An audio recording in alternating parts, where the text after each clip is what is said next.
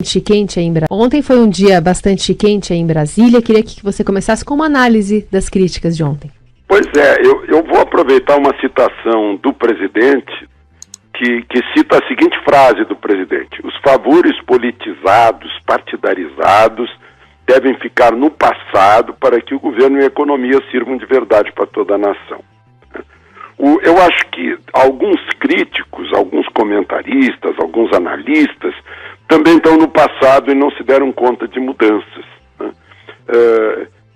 Assim como essa história aí. Isso não significa, como ressalta, significa separação de Congresso, né?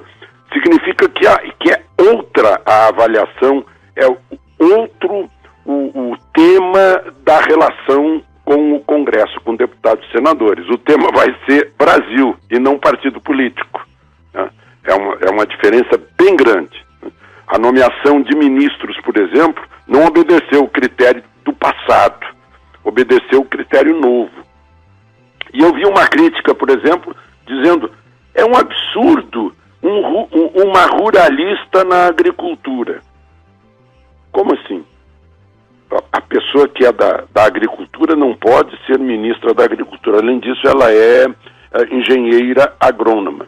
Então vamos dizer também que é um absurdo um juiz no Ministério da Justiça, um economista no Ministério da Economia, um general no Ministério da Defesa, um diplomata de carreira no Ministério de Relações Exteriores, um auditor federal na Transparência e Controladoria, um médico no Ministério da Saúde, um filósofo e um professor no Ministério da Educação, né? Um advogado da União na Advocacia Geral da União, um engenheiro no Ministério da Infraestrutura. Quer dizer, as pessoas não se deram conta ainda. Teve outra crítica que dizia: pela primeira vez o discurso presidencial de posse ignorou a desigualdade social no Brasil.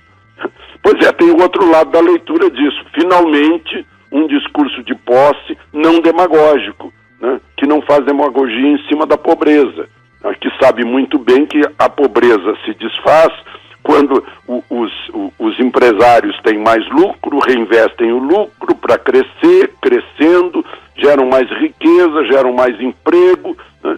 Vivem em função das vendas. Para comprar a pessoa tem que ter mais poder aquisitivo, é assim que funciona, né? Então parece que está na hora de a crítica se reciclar também, né? Não anunciou planos nem programas. Ora, a gente sabe que os planos e programas, em todos esses discursos de posse, têm sido peças publicitárias que nunca foram cumpridas pelos anteriores. Então está na hora de as pessoas. Eu acho muito justa a crítica, claro, não é justa, é necessária, né? Sem crítica, os governos ficam perdidos. Sem oposição, ficam perdidos também, achando que estão certos, né? Isso serve para corrigir os erros. Mas eu acho que tem que se reciclar também para saber que houve uma mudança, não só no governo, mas principalmente no eleitor, porque senão não teria eleito esse governo. O eleitor que deu maioria de votos para esse governo, para esse presidente, é exatamente o eleitor que também mudou a cabeça, que exige uma mudança e que tomara que fiscalize e critique se não houver essa mudança. Alexandre, muito se falou sobre os discursos de Bolsonaro no dia 1º, que eles não abordaram muitas propostas, não foi muito rico em informações. O que você achou ontem dos ministros mesmo, falando já, detalhando um pouquinho mais? Pois é, algumas obviedades, aí vai a crítica, né? Gente, faz discurso para dizer que vai obedecer a Constituição, tá brincando, né?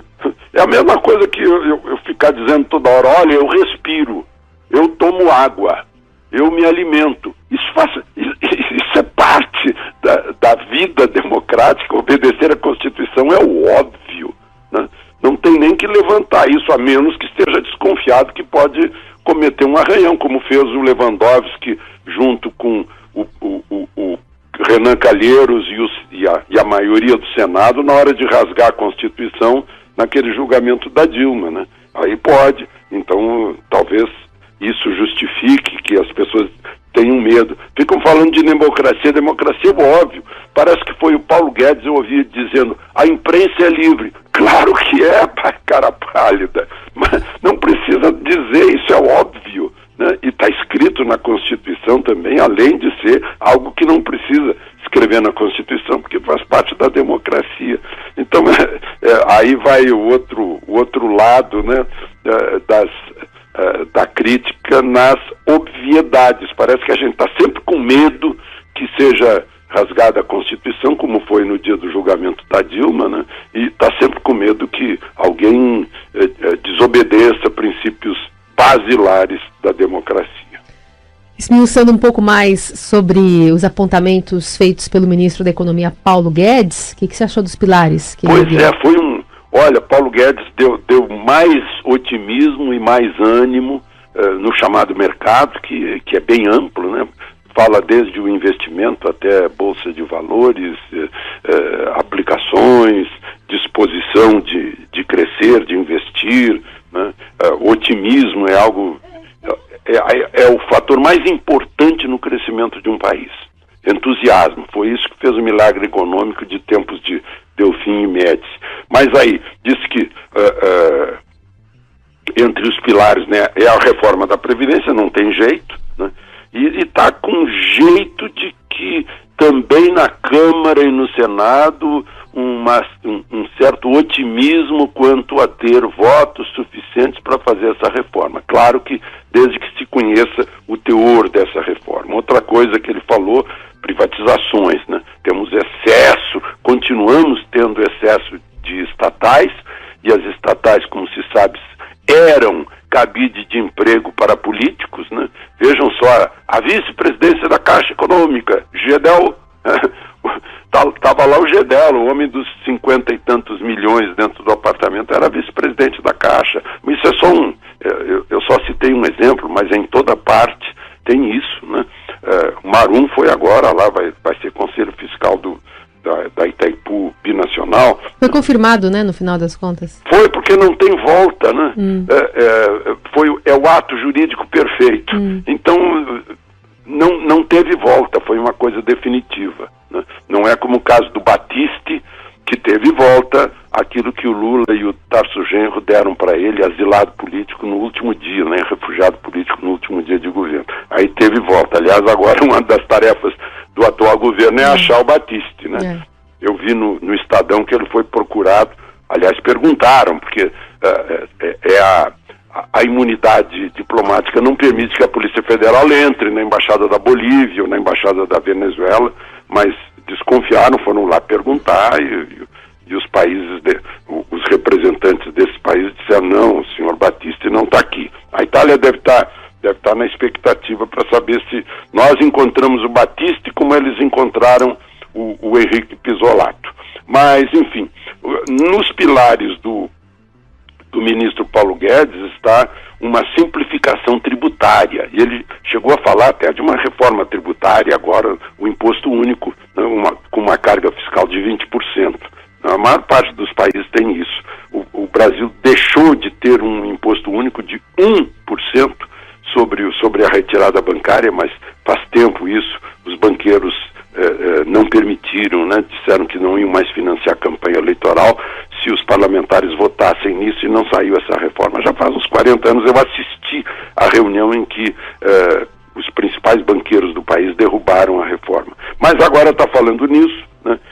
Acho que é essencial, porque as pessoas sonegam, porque não conseguem pagar imposto, não tem tempo para calcular imposto, não tem dinheiro para manter uma equipe só para calcular imposto. É um trabalho enorme, a gente se sente tungado, né, no momento em que paga uma carga fiscal enorme e depois assiste a Lava Jato descobrindo tanta corrupção, né? E aí a pessoa diz, puxa, não vale a pena pagar imposto. E por que eu pago imposto se não há uma boa educação, não há boa saúde, não há segurança pública? Então Paulo Guedes quer dar a resposta simplificando, reformando, né? O que será obviamente bem-vindo, porque tanto menor a carga fiscal, mais será a atividade econômica e mais gerará impostos, né? Impostos menores acumulando-se num crescimento econômico, o Estado, no fundo, vai acabar